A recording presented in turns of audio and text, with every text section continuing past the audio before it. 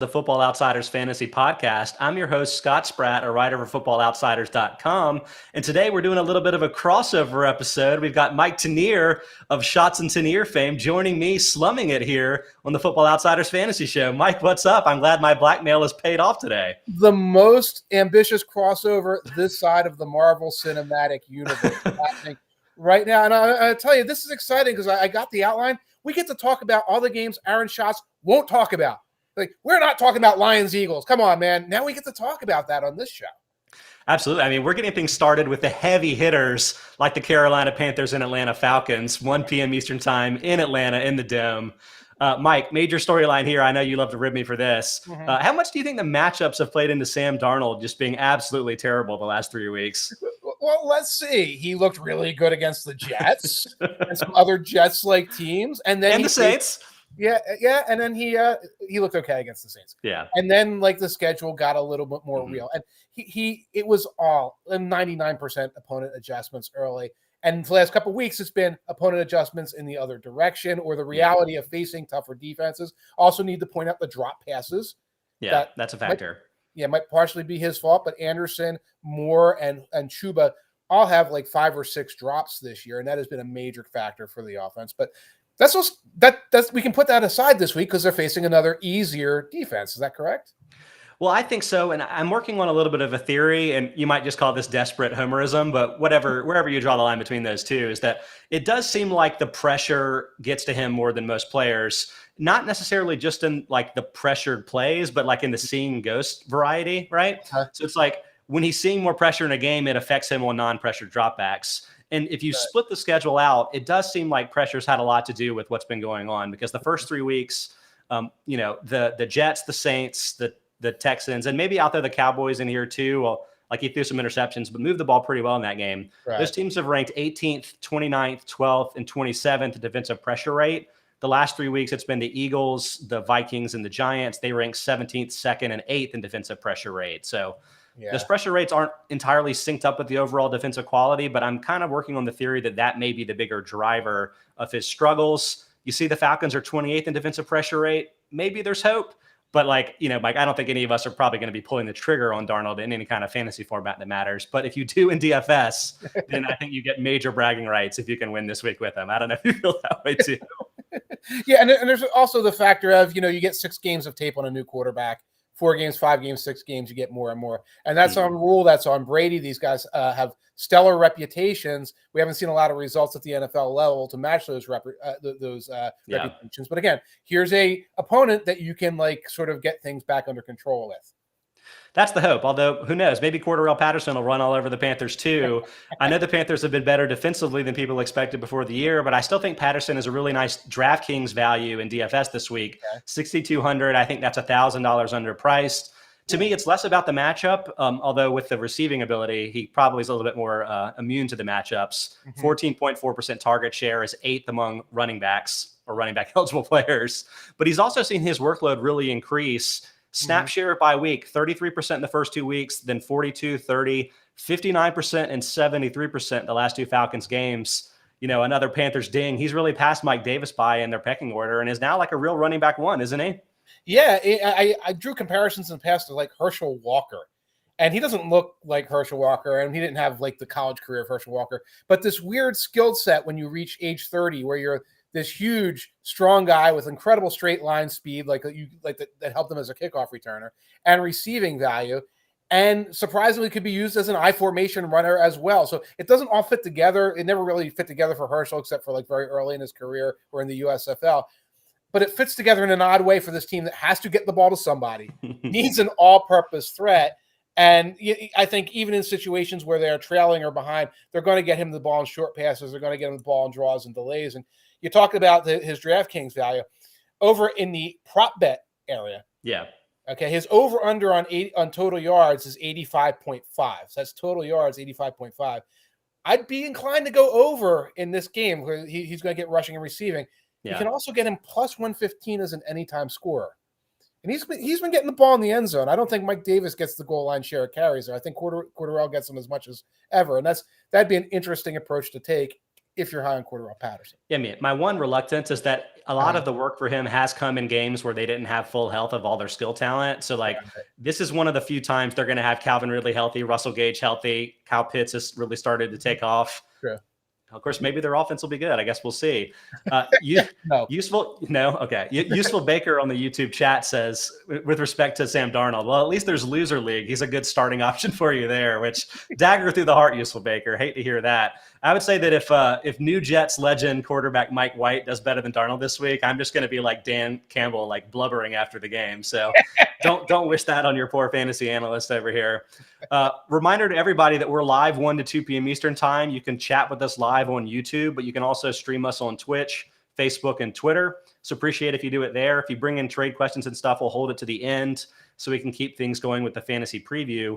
Next game, another woozy here for you, Mike. Dolphins at Bills, 1 p.m. in Buffalo, 57 degrees, 55% chance of rain in this game. So I'm wondering if that'll even the table a little bit. We'll probably need it because didn't they beat the Dolphins by like 40 last time? I can't even remember. Yeah, my assurance and walkthrough was, they shut them out last time. They're not going to shut them out this time. That I feel confident saying. My major storyline question is, do the persistent Deshaun Watson trade rumors change how you feel about Tua Tagovailoa? Although maybe I should ask you in the first place, how is it that you feel about Tua? As a noted sort of advocate for him in the sense that I think everybody has jumped off the bandwagon too quickly. What do you think? You're an advocate for him. Aaron is an advocate for him. I am a skeptic, but I'm a skeptic and I don't know what to make of it. And here's some of the numbers I pulled for today's walkthrough at Football Outsiders. Mm-hmm. So Tua's only thrown 118 passes this season. Yeah. 24 of them are RPOs. Yeah. 19 are behind the line of scrimmage. So that's almost 40% of his passes have either been an RPO, which can be used as sort of a scaffolding for a quarterback in terms of limiting his reads, short passes, or it's some kind of screen or flare pass. He's only thrown 75 passes beyond the line of scrimmage. Now, I don't know if I'm looking at someone who needs that protection or is being overprotected.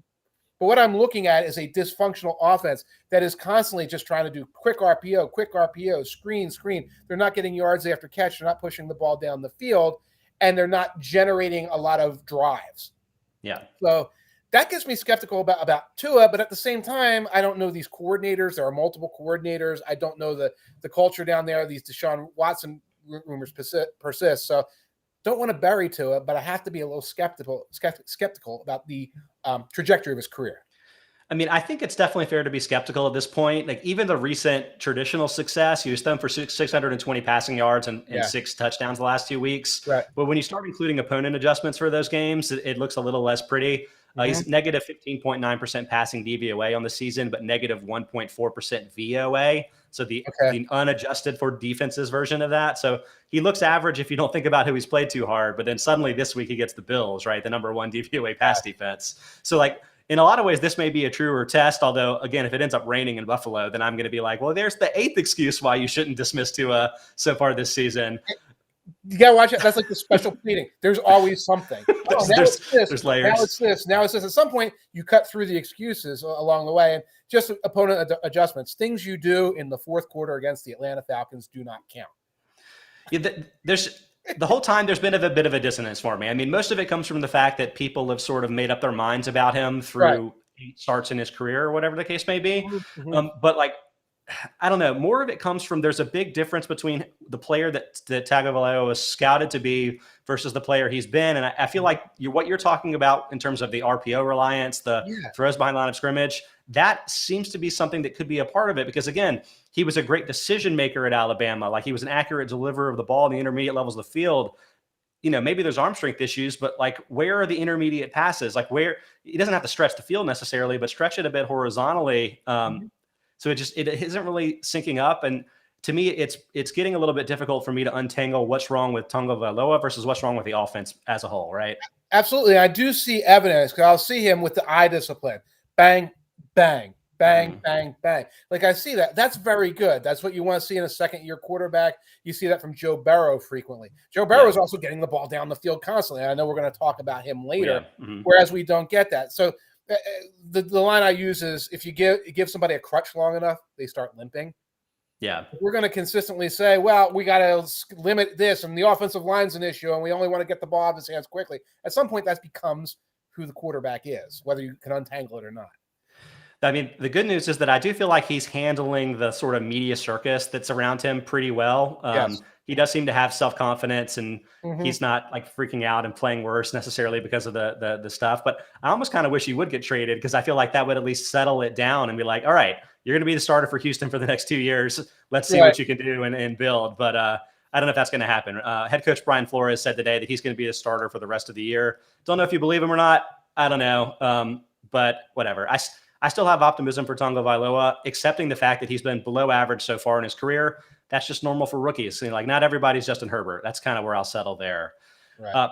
From a DFS perspective, I'm not going to advocate for Tua or for any of the Dolphins skill players playing the Bills. So let me reach across to the other side of the field, grab Tommy Sweeney, the tight end, $4,300 in draft in FanDuel. I mean, $500 underpriced. To me, this is just an assumption that he's going to play the Dawson Knox role while Knox is going to miss a few weeks with a broken hand. Mhm. Knox is actually tied for the tight end lead with 5 touchdowns this season. And unlike CJ Uzomah, it's actually much more supported by the nature of the targets he said. Right. And Sean McDermott's been saying that Sweeney's got a really good opportunity this week. So I'm going to assume that that's kind of the plan for him this week. How much do you think Knox's success has been his skill set versus like the role and surrounding talent? I think it's a role situation. Now, I went back and checked my old scouting reports on Tommy Sweeney, and it's kind of like Boston College kid, blocked okay. I think he was brought in to be a blocker because he's a big body, not necessarily the seam stretcher. But I don't think they were using a seam stretcher a lot from that tight end position. That's the receiver's job. It's to work the underneath. And the idea is, if this guy's going to come in and he's going to be working underneath and be a safety valve outlet, do think Sweeney probably has the hands for that. Had some success already this year, so I can see him fitting into that role. Perfect. I've got a question for Brad Montgomery. I'll hold to the end of the show, and we'll do a little bit of a fantasy trade discussion. Let's keep things rolling with the preview with 49ers at Bears, 1 p.m. in Chicago, 53 degrees, a little bit of wind at 13 miles per hour. Mike, is there anything to the Kyle Shanahan backlash that you think matters for the 49ers, maybe specifically in fantasy?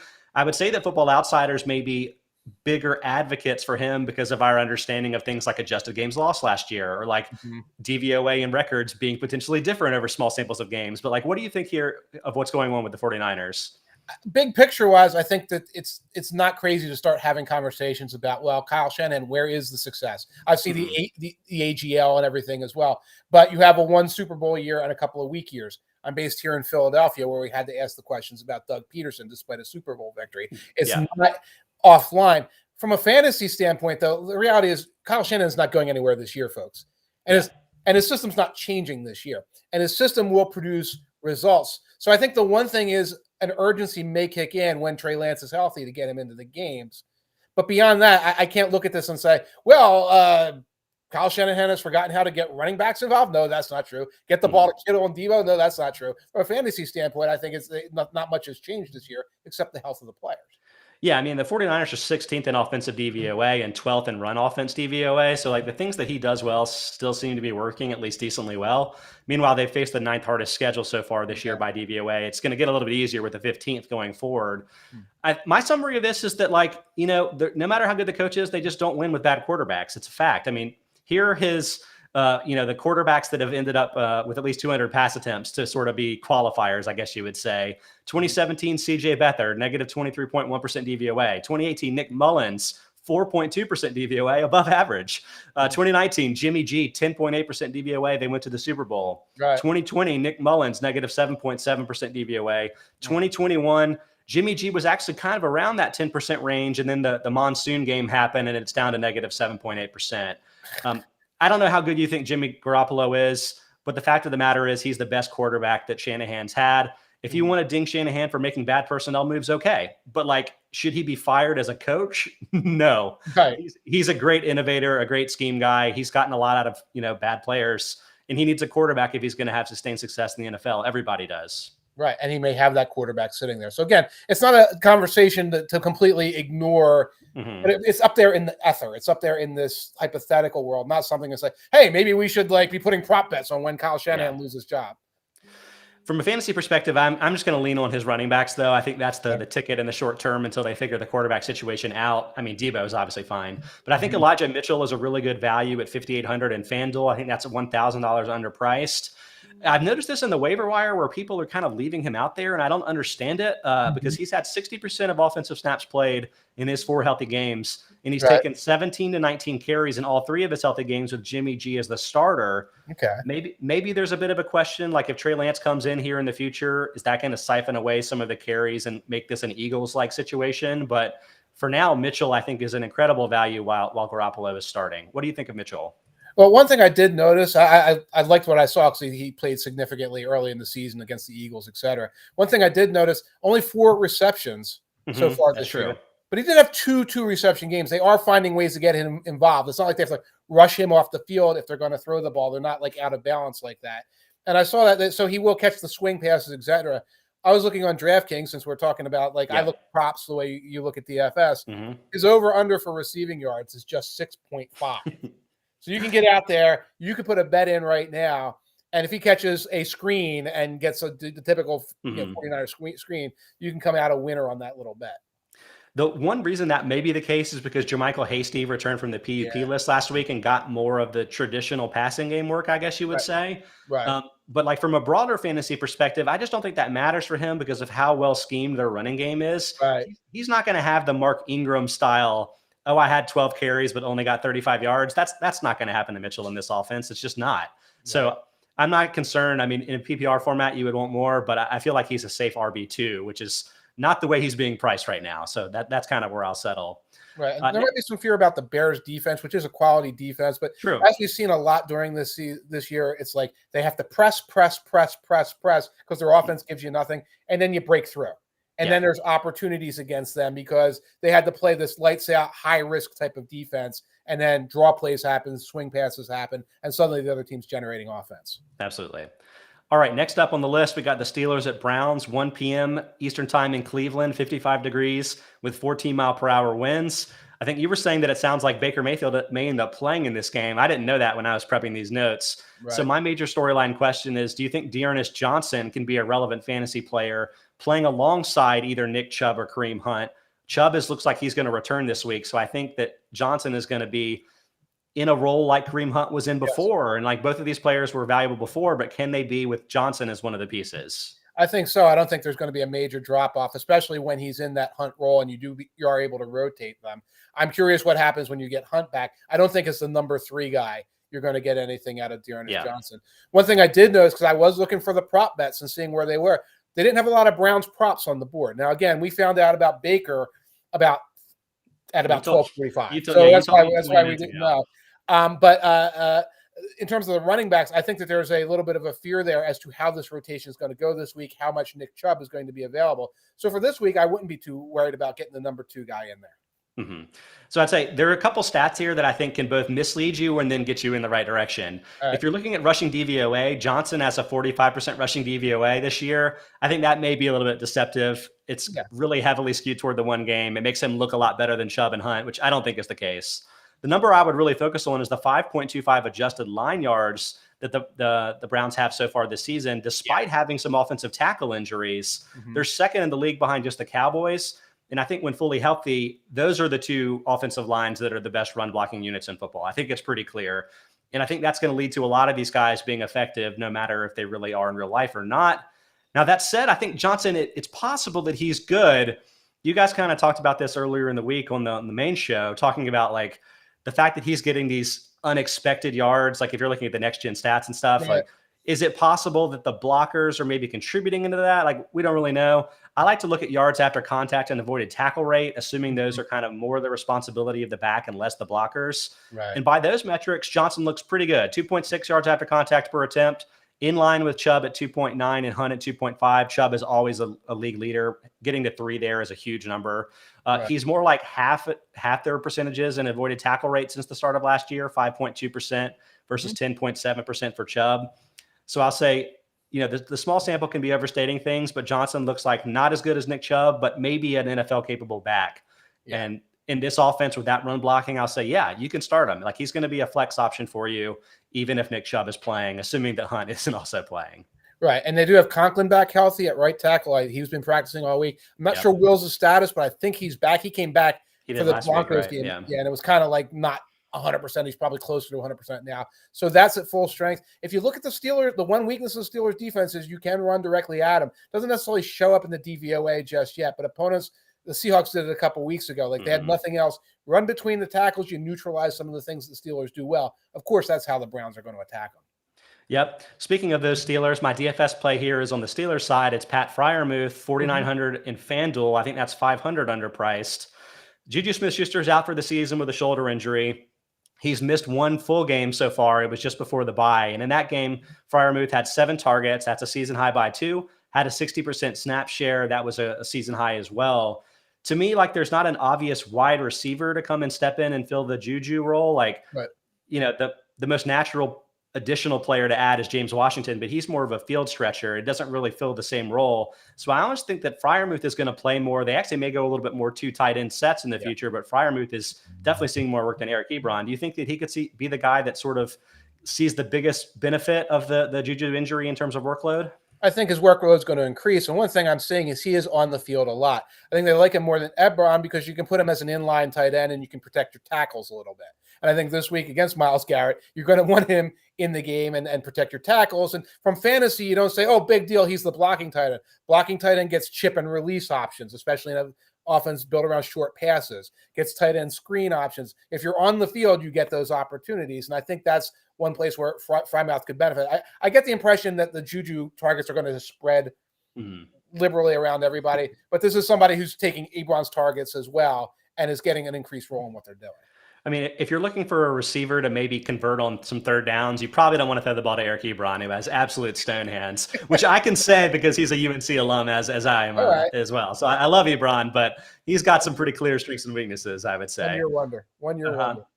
Next up, we got the Eagles at Lions, 1 p.m. Eastern time in the Dome in Detroit. We got some great players to talk about here for you. Does Joe Flacco's trade, in your mind, accelerate an Eagles potential switch to Gardner Minshew at quarterback, or do you think Jalen Hurts is going to start all year? As the Eagles writer here, you can take off with that however you'd like. Gardner Minshew is not an NFL starter. We need to stop pretending he's an NFL starter. He is Jalen Hurts in slow motion. If you watch Jalen Hurts and you're saying, I am tired of these screen passes and scramble around once in a while, and then when you're down by 2 touchdowns, the big comeback play because you have a lot of speed at wide receiver, and when they go into prevent, you're going to exploit that. That's Hurts' game. That was Gardner Minshew's game for 2 years. We talked that up in the beginning. So all he did for the Jaguars was it got down 17-0, and then he'd float some passes up the sidelines. He put them, what was it, chalk? Put them right on his hands. They were pretty balls, but it's like, and that makes it 27-10 with that touchdown pass. That's who Minshew is. Was it Jalen Hurts can't throw stones if we're talking garbage time production here? All of his production is in garbage time. That's what. But we should, like, the Eagles should be evaluating Hurts with every single snap they possibly can this year to see if those deep balls can become more accurate, because he underthrows a lot of them, he overthrows a lot of them, to find out if he's going to get the ball over the middle of the field more consistently, if that's ever going to be opened up in this offense, if that's a Sirianni problem. I see no point to evaluating Gardner Minshew because your starting quarterback is either Jalen Hurts or whoever is behind door number 2 with the 3 draft picks, whether it's a rookie or it's somebody you traded draft picks to get. So, I mean, maybe I'm talking out of both sides of my mouth saying what I said about Tua Tagovailoa, but like, I don't think Hurts is a starting quarterback either. If you look at his broader passing DVOA, it looks like it's improving because negative 17.6% last year was a little alarming even for a rookie. It's improved to negative 5.9% this year. That's good. But if you start to like dig down on where those numbers are coming from, that's when I get really scared. So like, if you look behind the line of scrimmage, it's a 74.2% completion percentage. Yes. That's fine. Yeah. If you look deep, it's a 37.5% completion percentage. Not great, but also kind of average. But if you look at the shorter throws, the 1 to 10 yard variety, that's a 57.4% completion rate. That's the worst among current starters and like way worse than Zach Wilson and Justin Fields range. If you look at the intermediate, the 11 to 20 range throws, that's a 50.6% completion rate. Darnold's worse. So congrats here. Heineke's worse. Wilson's worse, but he's the 4th worst among current starters. Like it's real bad. He can't make the throws that I associate with being NFL throws. And he doesn't get the opportunity to make those throws, because you talk about the percentages, but you don't talk about the raw totals, where there's very little in the 11 to 20 yard range. There's very little between the numbers in this offense. And you talked about the high rate behind the line of scrimmage. They must have thrown 6 billion passes behind the line of scrimmage right now. So again, like Tua, I don't know where the scaffolding ends and the limitations of the quarterback begins. And I want to find out more about that while we're evaluating that. The bigger difference is the Eagles can move on a lot more easily than the Dolphins can move on from Tua. And that's what they should be thinking about. Not this year, clearly, but they should be thinking about as they try to open up and really see what they've got in Jalen Hurts. So, I mean, that is the like $1 million question for fantasy players, because Hurts is basically the number one quarterback in fantasy football with all of these struggles that I'm suggesting, because he runs so much and he runs so effectively and scores while running. Yeah. And so, like, if he got pulled for a new quarterback before the fantasy playoffs, that would kill so many fantasy teams that were going to win a fantasy title. And so that's why I've been so obsessed with the fact that like Gardner Minshew's on this team. But I mean, I can see a desperation move by Sirianni as he starts talking about flowers blooming and stuff like that. You know, I could see orders coming down from on high, which is how things happen here in Philadelphia now. But in terms of like actual merit, I couldn't necessarily see it. But merit doesn't always come into play when making football decisions. Yeah. So sticking with the Eagles, but for somebody else from a DFS perspective, I'll point out Kenneth Gainwell, the running back, is just 5,000 in DraftKings. I think that's 800 underpriced. There's some guesswork here because I don't know that Gainwell is going to be the primary starter here while Miles Sanders is out. You've also got Boston Scott on the team, kind of a similar build as a shorter than small, I would say, player. I think everybody's favorite Eagle, Jordan Howard's going to probably get elevated for this game. So that's an exciting thing. But I'm picking Gainwell here. I like the fact that he's already top 12 among running backs with a 13.4% target share. Yes, the Lions have allowed 6 receiving touchdowns to running backs. Wow. There's been like 7 games. How's that even possible? It's incredible.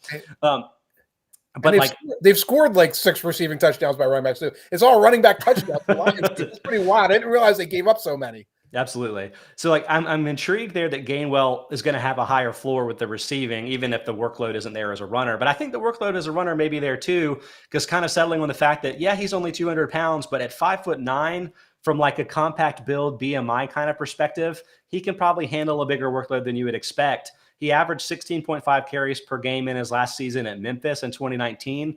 And oh, by the way, Antonio Gibson was on that team and not playing very much because of Gainwell. So, like, I think that at least temporarily he can be closer to a bell cow back. What do you think there? Well, there's 2 things. One is Boston Scott has a way of surviving on this roster and getting in there. So I think it might be more committee-oriented, but you're right. Gainwell's already integrated into the offense to a degree. He's the better option as a receiver. The other question is when you say bell cow back, the Eagles didn't run the ball for a month. Yeah.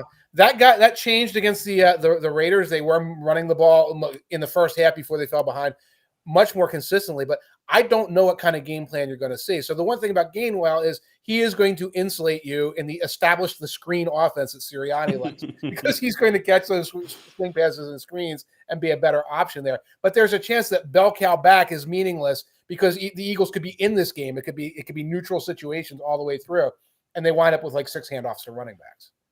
All right, let's head to a game that people actually might want to watch. Maybe. The Titans at Colts, 1 p.m. in the Dome in Indianapolis. This game has a lot of implications, at least from a divisional title perspective. My question for you, Mike, is do you think the Titans' Week 7 beatdown of the Chiefs, does that change how you feel about their defense as a fantasy matchup? Because entering the week, I was kind of just like, same old Titans. I know they made some offseason moves, but the defense doesn't look good by a DVOA perspective. Still just 22nd by DVOA, but man, they chose a really good offense to shut down and sort of potentially change our minds. So what do you think? Yeah, I had to flip the script on that because especially they came in with secondary injuries. A lot of the young guys in the secondary. And it's like, they're just not going to have the bodies and manpower to cover everybody. They did a good job with that. Very strong in pressure rate. And, of course, when you're going up against Carson Wentz, who is a one-man personal pressure rate, the Titans are 4th, according to Pro Football Reference, in pressure rate in the NFL. You don't think about it, but, Harold Landry's playing well. I think we're going to talk about Autry a little bit. He's been a wise addition. Dupree is now playing a little bit more and being more effective. So, they have a means to play on defense and to stress opponents. And that's something I didn't think was the case 3 weeks ago, 4 weeks ago, beginning of the year. So Harold Landry has 30 pressures so far this season, again, according to PFR. He had 32 and 34 the last 2 seasons, playing 16 games in each.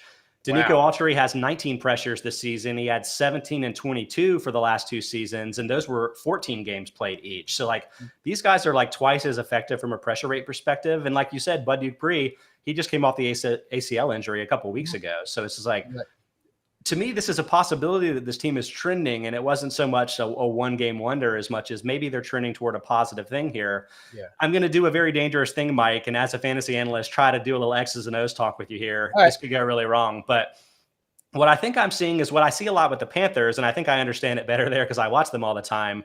But having a versatile player like Danico Autry, I think has been a really big addition, because what I think the Titans are doing is, rather than blitzing in a traditional sense by like bringing more than 4 people on a pass rush, what they're doing is they're bringing sort of stunt blitzes from like random people, you know, to create pressure, maybe to get an unblocked look.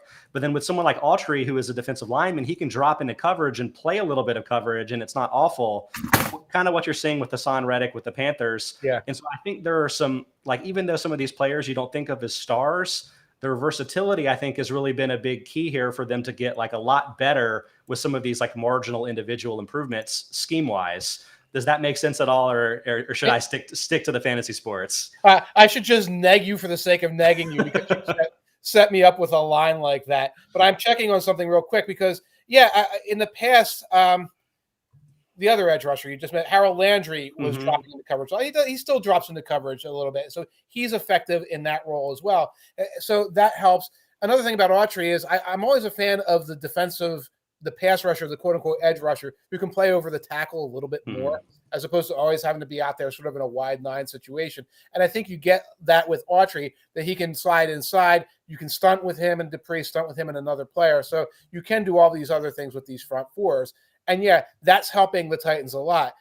The thing that trending forward I do worry about is, again, the injuries in the secondary. And I always forget, I got to pull the roster up because I always forget the names of all the young men in the secondary who've already gotten hurt because they have similar sounding names. Christian Fulton's one, I think. Christian Fulton is one.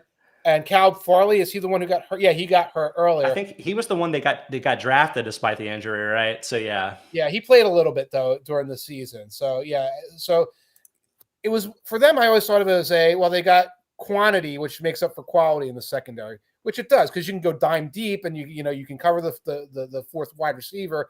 They're losing that capability. I don't know if that bothers them against the Colts this week, because the Colts are a little thin because of injuries at wide receiver, but it could hurt them moving forward. So I'm going to, again, talk out of both sides of my mouth here and give, I guess, a pretty tepid DFS endorsement of Carson Wentz at 7,200 in FanDuel. I think that's $200 underpriced. So like, this isn't necessarily the quarterback that I'm targeting, but I kind of wanted to bring him up to get your thoughts, Mike, because here are his passing DVOA rates by season. 2017, the near MVP year, 23.8%, then 8.1%. Then 0.1, then negative 35.9 got him chased out of Philly, back to negative 0.5. So basically right where it was in 2019. Yeah. I haven't watched him a lot, but I saw the monsoon game, a good bit of it, and it looked like he was the same old Wentz, just being like, hero ball, this is definitely going 20 yards downfield. But people keep telling me for sure that he isn't doing that all the time. So what do you think? He's not doing it that much. This is 2019 Wentz. Okay. Yeah, so there are hero balls, and there are burp fumbles or whatever you're going to call that thing he did there. And there's a lot of that, but then there is a little bit more structure at play here. It's a pretty defined structure too. They're kind of scripting up where they take the downfield shots with him. That said, they're scripting up effectively. So I like your idea of a tepid fantasy endorsement, because I've got hard and fast rules. I don't bet on the Falcons, and I don't put money on Carson Wentz doing anything to do. I do want to throw one prop at you just to hear your thoughts on it. I got to find it right here. And it is Derrick Henry and Jonathan Taylor combined over, let's say, 200 yards, 199.5. Over 200 yards, Taylor and Henry at plus 115. I mean, it almost seems too easy, I guess I would say. So I've noticed, I run fairly conservative projections, which they're the projections you can find up in the weekly projections page as part of FO Plus. Please subscribe to that one. But they're fairly conservative with things like regression and stuff, especially in the early season. And I've noticed Henry is inching up and inching up. And I'm at this point, I'm projecting him for like 27 carries every game and 130 yards. And you're like, how is that the average scenario? But that's just kind of what it is. So it's like, if you feel like you're getting $1.25 from Henry, like it's really not that much to ask for both guys to combine for 200. Maybe you're worried about the injury. I'm certainly not worried about the #1 DVOA run defense. I just don't think Henry is going to get stopped by a team like that. Right. And I think he had over 100 against the Colts in week 3. So it is something to worry about. But his over-under, personally, I don't have it up right now, was something like 106.5. And like, where is a running back's over-under ever well over 100? Even for the best, like, I was up at 91.3 or 5. Mm-hmm. Are you taking it? It's up at 106. It's like if a running back has 5 100-yard carry games in a season, then that's like an incredible Pro Bowl type of year. And it's just like, well, if he does worse than that, when we're like, what happened to Henry this game? It was terrible. Let's shift on to another game that maybe not interesting, but some interesting players to discuss. The Bengals at Jets, 1 p.m. in New York, 59 degrees and clear.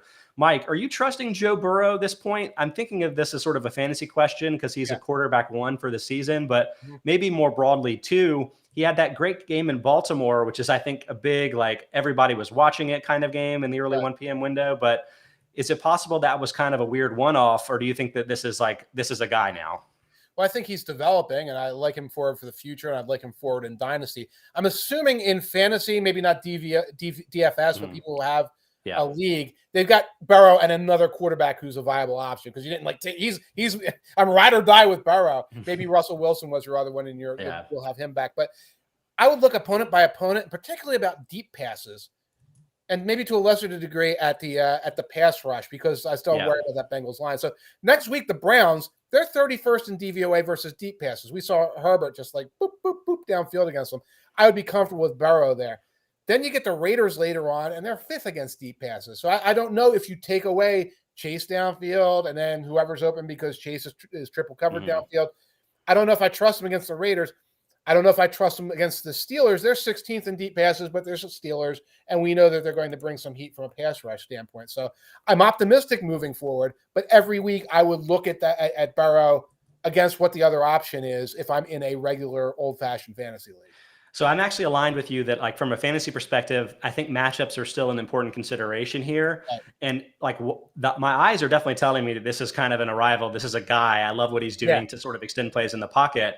But the touchdown total is what has me worried. And that's what's important from a fantasy perspective. Is he going to keep throwing, 2.5 touchdowns per game? He's got 17 on the season, just 6.6 expected touchdowns by opportunity adjusted touchdown metric. That 10.4 touchdown surplus is nearly double Patrick Mahomes in second place. He's got 5.7. Okay. So what that stat is basically telling you is where Burrow is throwing the ball, combining both his place on the field and the air yards, how likely are these passes to become touchdowns? And we're saying that, like, he's getting so many more, and it's because he's throwing them from long range. Yeah. Only 5 of his 17 touchdowns have been from inside the 10-yard line, just 6 from in the red zone period. Like, these are 30, 40, in some cases, 80-yard touchdown passes. And while we're like, oh my God, Jamar Chase is awesome. Look at CJ Uzomah running away, breaking tackles. It's all very awesome, but like, is it sustainable? I don't think so. And like, it's an important distinction to say that when a quarterback overachieves on his expected total, that's not like when a running back does it. It's not all luck, because Patrick Mahomes exceeds it every year. It's because he's an incredible deep ball thrower and is going to get those long touchdowns. And if he didn't, he would extend some of those drives and score touchdowns later in the drives, right? That's just kind of how it works for a quarterback. But I think some of the time, those plays may end up becoming Joe Mixon carries from the 2-yard line for a touchdown, right? Like, I think there's an aspect of luck that's applying here from a fantasy perspective that makes Burrow a little bit less valuable in my mind. And I'm honestly a little bit concerned about the Jets matchup. And again, only from a fantasy perspective, because the Jets are just as bad against the run as they are against the pass. And that's led their opponents to build big leads, increase their run plays by 16%, and then cut passing touchdown rate by 37% because Samaje Perine scoring touchdowns, Joe Mixon scoring touchdowns. Like, the Bengals are going to win, right? Like, we're not worried about that, but we're worried about, is he going to get 3 passing touchdowns in this game? And I'm not sure that he will. Right. No, I would have him in there. But I guess from a DFS standpoint, it's like, well, would he wind up being overvalued? I'd worry about that, and I might be looking elsewhere. But I feel confident you get your 2 touchdowns early from him against the Jets if you're in a regular league, and you just bank that and you walk away. Yeah, I'm going to read this question now because it's really on point from Convos in the YouTube chat. Tom Brady versus Joe Burrow in PPR leagues. Who would you recommend I start this week? What I was explaining there about Burrow's touchdowns and maybe that being a little bit lucky, it's actually a situation where Brady is coming out kind of significantly ahead of Burrow in fantasy every week. in my metrics. And I know that hasn't been the results necessarily so far, but to me, there's like a chasm there that you're not seeing by the traditional stats. And that's why I would say Brady pretty much every week. Makes sense. From a Brady every week. There's a bold call. Like they can cut that one out and put it on the Twitter. That'll get me some extra followers. Tom Brady over Joe Burrow all the time. The Hall of Famer. Yeah. From a DFS perspective, I'm gonna take a shot here at a Jet. Michael Carter, 4,900 in DraftKings. I know you're gonna call me bold there. I think it's $800 underpriced, and I'm not 100% sure on this because Carter has seen his snap share climb. It was 25% to start the year. It got into the 50s before the bye and then got to 72% last week. You're like, oh, is this the next J.K. Dobbins or Cam Akers? Suddenly the workload is climbing up, even if the offense isn't nearly as good. But there's a little bit of a question mark here where Tevin Coleman was out last week with an injury, I think may play this week. Ty Johnson suffered a maybe concussion during the game. So suddenly he was kind of the only guy left. Right. Do you think that Carter is kind of building towards something? Do you think the Jets are going to sabotage that from happening? What are your thoughts there? It's hard to tell if anybody on the Jets is building towards anything. And of course, we have a quarterback issue there. Coleman's still on the injury report. If I know anything about Coleman, he'll be on that injury report significantly moving for the forward. next 10 weeks. Yeah. A lot of the touches that both backs got, and I think that Carter got, just a lot of swing passes late in a 56-10 game. And so that's hard to predict. I mean, in that offense, in that situation, there's going to be swing passes at the end of blowouts along the way. I can't get a scouting read on anybody in the Jets because of the level of dysfunction there. So I think the opportunities are going to be there. Yeah. Their Perrine, their LaMichael Perrine just disappeared into the woodwork, and I don't know what's going on there. So it's just a matter of what's your comfort with the idea that you're going to get a guy who gets 8 or 9 carries, 10 carries, 5 or 6 swing passes, and that's the production, and has no history yet of breaking a lot of breakaway runs or anything with that. You need the targets because, again, the Jets are going to be down. They're not going to be able to run a lot. And so, he had 9 targets last week, and his previous high for the season was 3. Right. But I'm hoping that's part of the trending because Carter was scouted as a really good receiver out of the backfield. But we may have to wait and see what happens there. So a bit of a risk. Yeah. It's amazing how they never have a decent running back. I mean, obviously they spent time on Bell, but they've been drafting running backs, and these guys come out and they're just so ordinary. I don't know what the issue is. I mean, LaMichael Perrine was the definition of ordinary because he was very average from a speed and all the athletic testing perspective ended up being a 4th round pick right in the middle of the draft. It's this guy is pretty average. Right. And that Boston Scott, Trenton Cannon a couple of years ago. It's this is going to be a special weapon. And it's he's just another little fast guy. He pretty much is Boston Scott. Don't put your chickens in this like you found something special. Absolutely. All right, next up, Rams at Texans, 1 p.m. in the Dome in Houston. Big fantasy news this week, the Mark Ingram trade back to the Saints. Well, we may touch on that from both perspectives, but weirdly, it's actually the Texans that maybe has more fantasy implications because that could open the door for more running back opportunities for their teammates. So I kind of wanted to get your sense of how do you think the Texans are going to split up the work now that Ingram, their most heavily used back, is no longer in the mix? This is where we're at. We're talking about the Texans. This is fantasy. I get it. The sad part about fantasy football. You're Philip Lindsay. Intriguing. Yeah. And it's DFS fantasy, so it's they could be sitting there for $6. I get that. Now, I used to be the president of the Philip Lindsay fan club. Tremendous young man. Got to interview him going into the draft. I think he kind of peaked and did his thing for a couple of seasons here. He's very much like a 3rd running back, a 4th running back at best. So the logical thing for them to do would be to give the youngster, what's his name, Scotty Phillips, 2nd year undrafted free agent. Yeah. Right. That would be the logical thing because this team's not going anywhere. And see if you've got a John Robinson sitting on your bench. What they're probably going to be doing is giving Johnson a lot of the workload there. And Johnson is useful as both a rusher and a receiver. And he could be the guy who's out there catching the swing passes in the early game and doing what Ingram, because they used Ingram like a battering ram in the first quarter. And it was silly. The way they use them, but that winds up being 7, 8, 9 touches. A lot of times that winds up getting you 35, 40 yards. Maybe it gets you a touchdown if you get close to the end zone. Yeah. Lark McFlog on the YouTube chat. We are giving fantasy advice. Send in your questions. We'll get to them at the end of the show. We're doing a broader fantasy preview for the time being. I'm going to agree with you, Mike. I think that both David Johnson and Philip Lindsay are going to get a little bit more work here for the season so far. 27 carries and 19 targets, or maybe catches. I think these may be catches for Johnson. 38 and 3 for Lindsay. So it's a lot more rushing work for Lindsay. Yeah. I'll say that Lindsey, like you would be tempted to say that he's going to be a full-on replacement for Ingram because he's an early down back. Johnson is more of a third down back, but you can fall into a trap there because Lindsey is a very specialized player. He's 5'8" and 190 pounds. Yep. And it's like, while he's one of the fastest backs in the league and can really break off some explosive plays, he's like comically bad from a third and short perspective. Right. Broadly speaking, he's converted 33.3% of his career third down carries. He's only had 27 third down carries because teams know like he can't get any kind of yards after contact. So it's like, he's really good before contact, really bad after contact. And he's not going to be able to fill what Ingram did. Does it matter for the Texans? Probably not. But like, I think that Johnson is going to get more work than he's been getting so far because like you can't just have the same roles that you had with Ingram and Johnson now that you have, Philip Lindsay and Johnson. Right. But from like a DFS perspective, it kind of leads to them both being a little bit of a value in my mind. Johnson is 5,100 in FanDuel. Lindsay is 4,700. And I think they're both $700 underpriced, but like, I'm not telling you that you should be stacking your Texans against the Rams necessarily. But like, if you're looking for an inexpensive flyer to like, kind of fill out a lineup with some expensive guys, I would say they're both going to be a little bit more valuable after the trade. And you're right. Lindsey does have the breakaway capability. So that could be something where if he's just filling out my roster here, the bottom of the thing, and winds up getting you a 40-yard touchdown because, one mistake by the Rams defense. Yeah.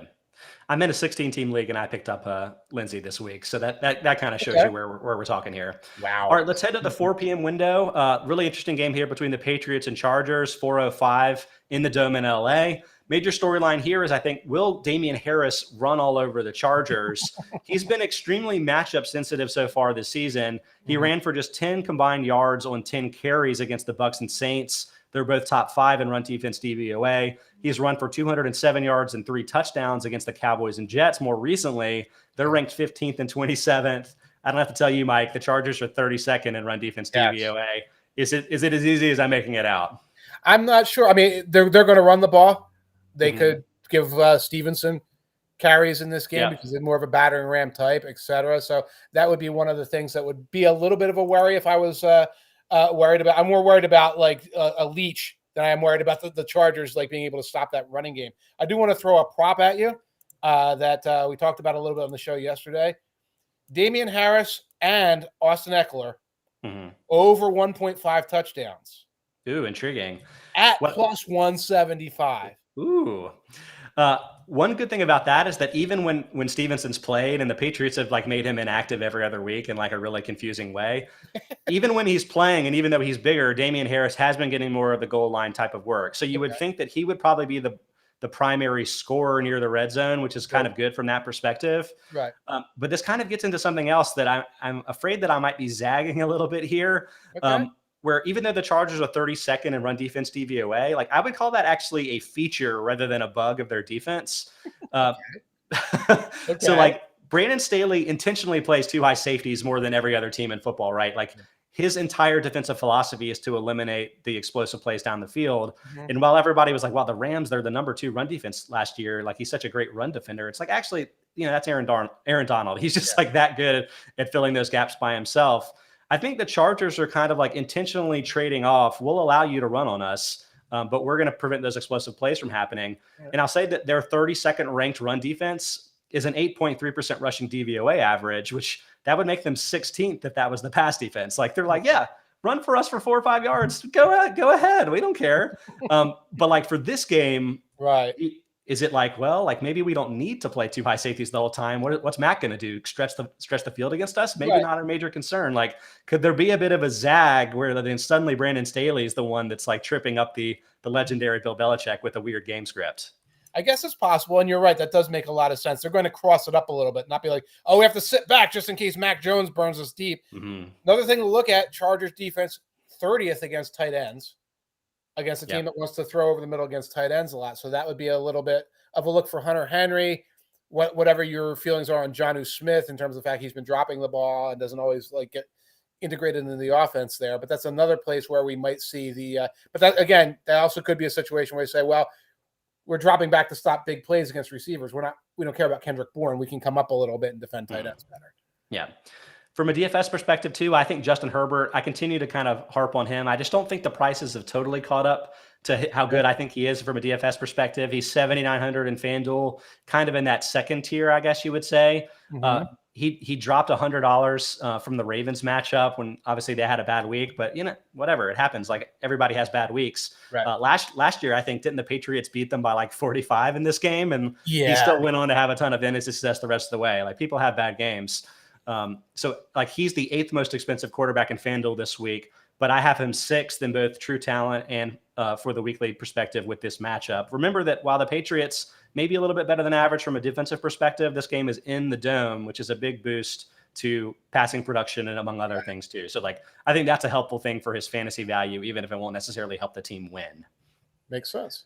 Next up, Jaguars at Seahawks, 4:05 Eastern, Seattle, 51 degrees and clear. This is me being a little bit of a troll, Mike, but do you think it means anything that Trevor Lawrence has a negative 21.4% passing DVOA this season? I included a little helpful chart here of rookie passing DVOA rates, and it's kind of a bad list that's below negative 10%. So Jared Goff is the big winner here, negative 74.8. Then Josh Rosen, Dwayne Haskins, negative 42. Josh Allen being the guy we'll hang our hat on all the time, negative 35.9. Right. Daniel Jones, negative 19. Mitchell Trubisky, negative 16. Sam Darnold, negative 15. Carson Wentz, negative 12. Those last 4 guys, all better than what we've seen from Trevor Lawrence so far from a passing efficiency standpoint. Are you concerned? I'm not really worried. I'd be worried moving forward if we're still going to be playing these Urban Meyer games. Yeah. But, from a scouting perspective, watching him, he looks comfortable in a way. You got named guys like Haskins never look comfortable back there. Rosen never looked comfortable back there. He looks comfortable and is taking on assignments that a lot of those guys didn't take, that were getting taken away from them because they weren't trusted. Trubisky was never comfortable as a rookie quarterback, as a younger quarterback. So from that standpoint, I feel like, get a more functional system around him, get some weapons that are better around him, and I'm not worried about his development at all. Yeah. The Jaguars are kind of one of those weird teams where there's a big disparity between their run blocking and their pass blocking too. Like this is happening for the Bears where like they can really block for the run, but like their run blocking is great. James Robinson's having all this success. So you can get trapped into thinking like, why aren't the Jaguars moving the ball a little bit better overall? But I think it's just a really bad situation for Lawrence from a scheme perspective, from a pass protection perspective, that I'm not worried, but I'm tweeting about it because I think it's funny and it like is a good thing to get people riled up, but thought I'd bring it up. I hear you. And they got a veteran line down there. Yeah. So you expect that to be decent. But if you look at the overall weapons, there's name weapons, but they're name weapons that were available for Jacksonville for a reason this year. So a DFS play here, I think Alex Collins at 5,300 in DraftKings is a bit of a value, $600 underpriced. Chris Carson continues to be out. We saw Rashad Penny come back from the P list last week and play, but Collins still got the lion's share of the work, 17 versus 6 total touches. So I feel pretty good about Collins being the lead back in this game. And I'll say that I think he's been much more effective from a real world perspective than his basic statistics would suggest. 4.1 yards per attempt is a little bit below the NFL average, but DVOA says 13.9% is top 10 among running backs. Those opponent adjustments are really important here for him because he's played the Rams, the Steelers, and the Saints so far as a starter. They're ranked 16th, 9th, and 2nd in run defense DVOA. Give me that Jaguars matchup. I have a lot more optimism for him this week from a fantasy perspective. Right, and he's been paired with Geno a lot against these good defenses. So it's not like there's a lot of opportunities, and he's playing a weaker defense. So I like that. I'm not Rashad Penny is vaporware, so I don't worry about him taking carries away on a long-term basis. Another thing to keep an eye on in this game, Jacksonville's defense, 31st versus tight ends, 32nd over the middle, and 32nd against short passes. That's just a gap in the middle. There's no speed in the middle of that defense, whether it's a linebacker or a nickel type of guy. So that could be an opportunity for Gerald Everett. I think I pulled Gerald Everett's his over-under is 24.5 for receiving yards.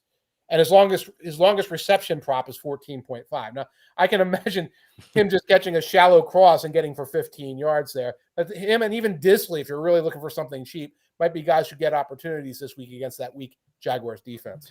You heard it here first, guys. Mike says absolute stack of Geno Smith and all of his pass catchers this week against the Jaguars. Yes, bet the mortgage on it. Do it.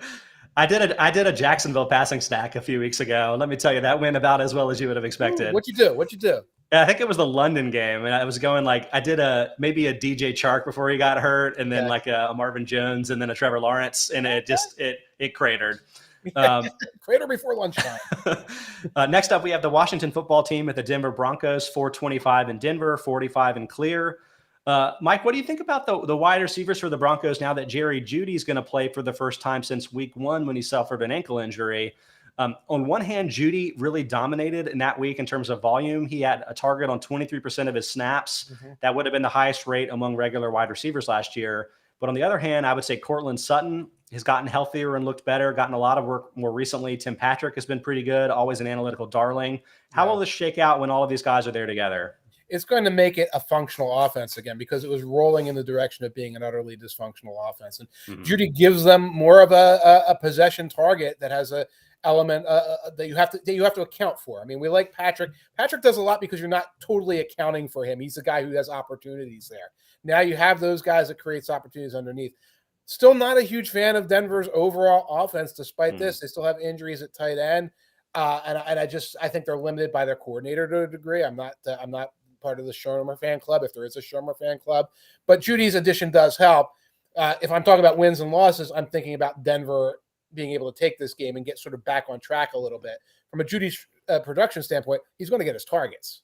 Yeah, I think he will too. And so I was a little surprised that he's only 4,900 in DraftKings. I think that's 900 underpriced. Right. They must be thinking that maybe he's going to play a more limited snap share. Like that's kind of what happened with Dalvin Cook coming off of his ankle injury. Suddenly he was playing 45 instead of 70% of snaps or whatever. But, I would take a gamble on Jeudy this week at that kind of price tag. Maybe it'll submarine your team, but if you have enough teams and you kind of sprinkle him in a little bit, I think that may end up working out for you.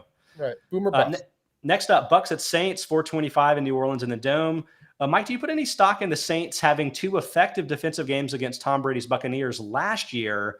In week 1 in New Orleans, he was 23 of 36 for 239, 2 touchdowns, but 2 picks, just 6.6 yards per attempt, got 3 sacks. Week 9, 21 of 38 for 209, 0 touchdowns, 3 picks, 5.5 yards per attempt, also took 3 sacks, only had 2 other games all year with 3 sacks. So you could say the Saints had his number, or you could say that, hey, small sample size, bro. What do you think? A little bit of small sample size, a little bit of it's a very, very good defense, and you're going to have weaker statistics even with Tom Brady against a good defense. And that's how I approach it here. If you look at the overall pressure rates of the Saints, they are not particularly good. And if you look at the personnel in the secondary, it's not very good. I can see these things as limiting factors for Tom Brady, but we said earlier, Brady over Burrow, et cetera, et cetera. I look at the entire Saints team and I'm like, this is smoke, mirrors, and cyclone bombs. That's what this is right now. And Jets and whatever. I mean, whoever else they didn't face the Jets, but I don't know how they're doing it on both sides of the ball. And I would not like for a second hesitate to put a Brady out there, or now with Antonio Brown out, you're going to have more targets to the other receivers. And I would not be worried about any of those guys from a fantasy standpoint. So you may say they haven't faced the Jets, but they faced Geno Smith with the Seattle Seahawks defense. So like, have they faced the Jets? I think it's possible they've faced the Jets. Yes.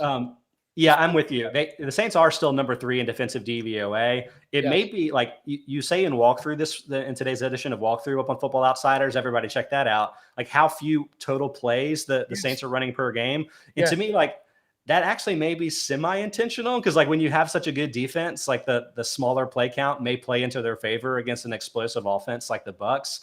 Maybe that will limit Tom Brady by volume if they can't limit him from an efficiency perspective. So that's a little bit intriguing. That may help them with the upset here. But like that's not going to really chase me away from Brady and these pass catchers, especially with Antonio Brown out. That's fewer mouths to feed from a fantasy perspective. And I think that creates some value. From a DFS perspective, I actually think Tyler Johnson is a third receiver. Really nice at 3,100 in DraftKings. That's not very expensive.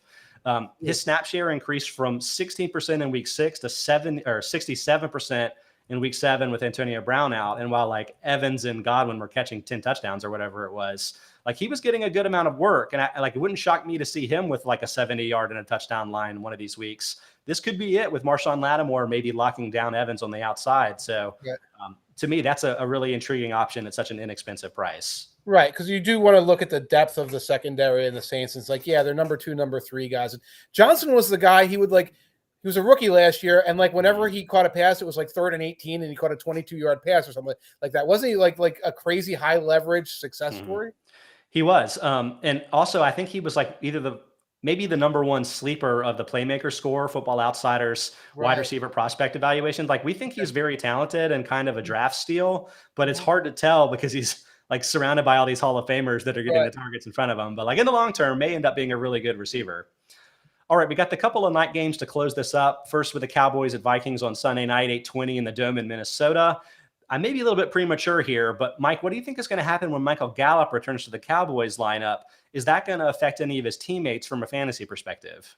I think it's going to eat a little bit into the receivers. It's going to e't more into the tight ends. Because Schultz, and now I'm blanking on the other young man's name. Blake Jarwin. Blake Jarwin and Schultz. They've been excellent.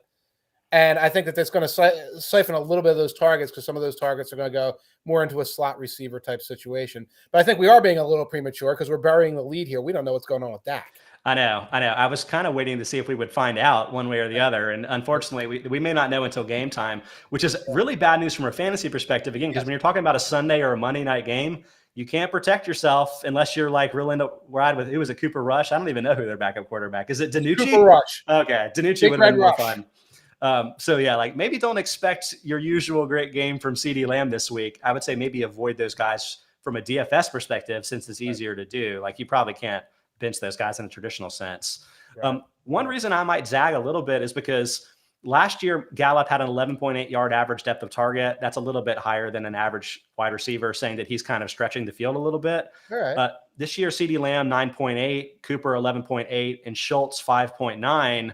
This is something we've talked about a little bit with Derek Klassen, the Football Outsider scout, is that Schultz actually offers this team kind of a unique, target in terms of area of the field where you can attack. You would think with all these tremendous receivers that they could do anything every which way, but they're at their best, again, kind of attacking the field vertically. And so I'm not sure that Schultz is going to stop being a top 5 fantasy quarterback or tight end just because some of these other guys on the outside are a little bit so effective.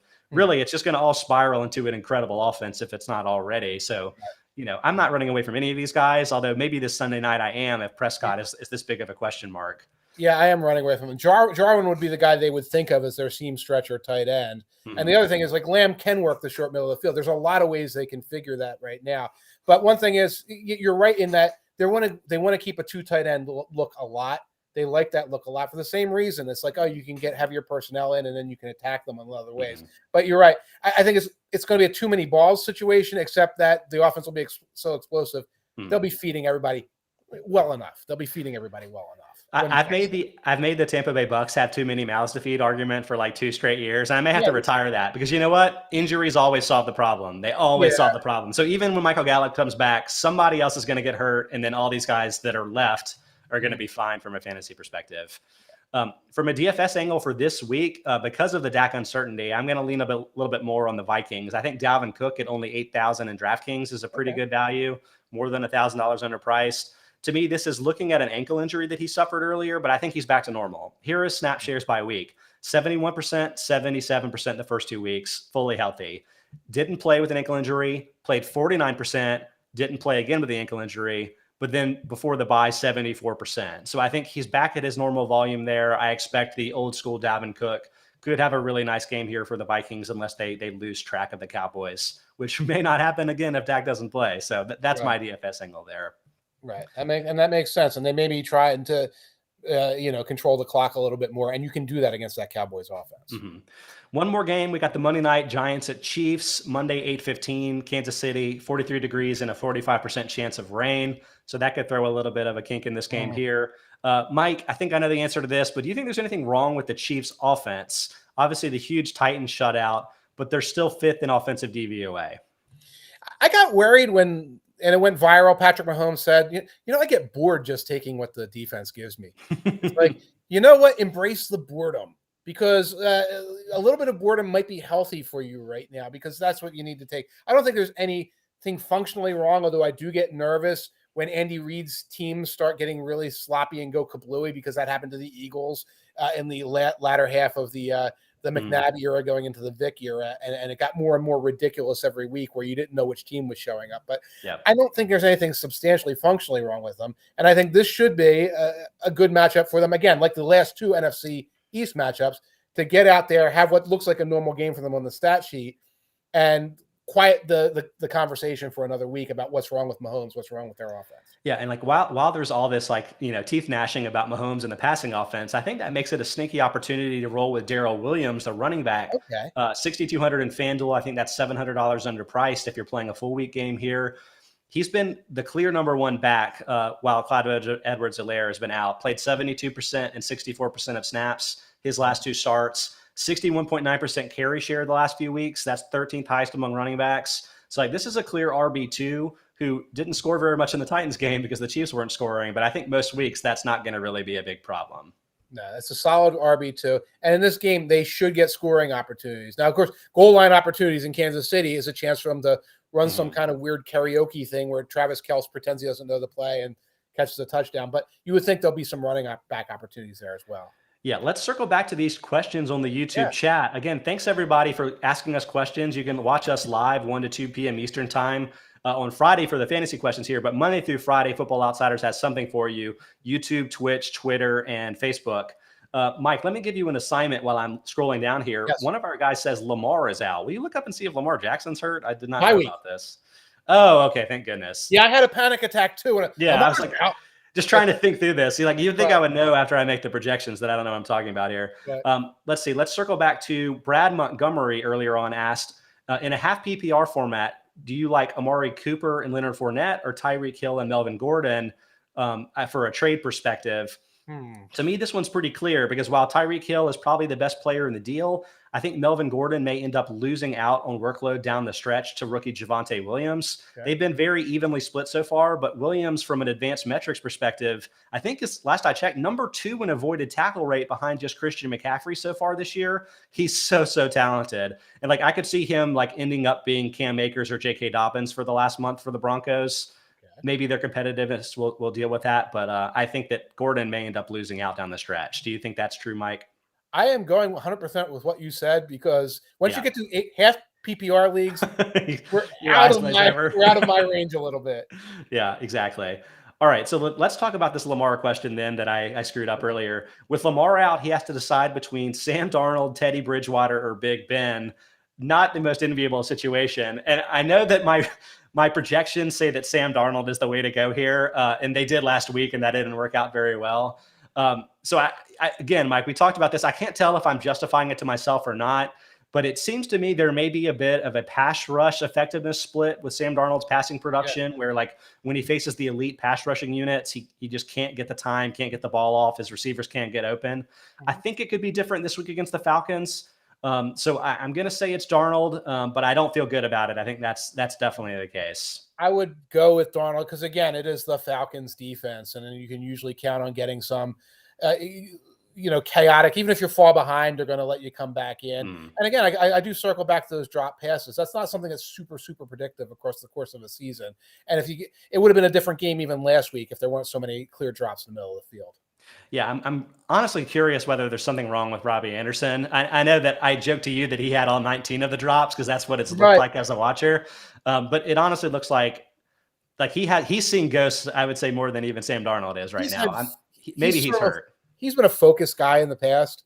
And Moore looked a little unfocused a couple of times. I remember he was in the middle of the field and he just slid. He gave himself up. You give yourself up, you're a receiver, make another move and things like that. So there's things like that to suggest these guys need a little bit more of a fire under them. That's not very scientific, et cetera. Yeah. But it's go work the jugs machine all week to remind yourself what you guys are supposed to be doing right now. I mean, speaking from a scientific perspective, I was going to ask you on Twitter whether, based on your walkthrough, since the Jets are number 1 in drops and the Panthers are number 2, are the Jets the origin point of all of the bad NFL play? And it's it's infected Carolina.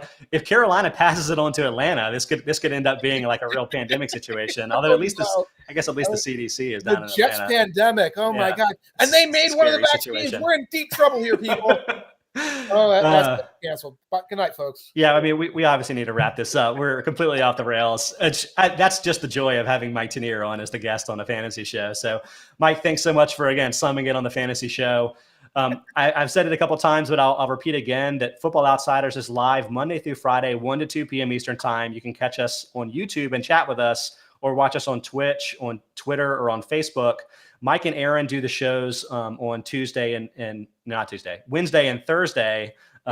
So like you can get either your fantasy stuff, your real stuff, all of it. It's all a lot of fun. We appreciate it if you could watch us live or listen to us after the fact on the Football Outsiders podcast network. All right, that wraps it up. Thanks everybody for listening. Good luck with your week 8 fantasy matchups, and then swing back next week and we'll break it all down for you all over again.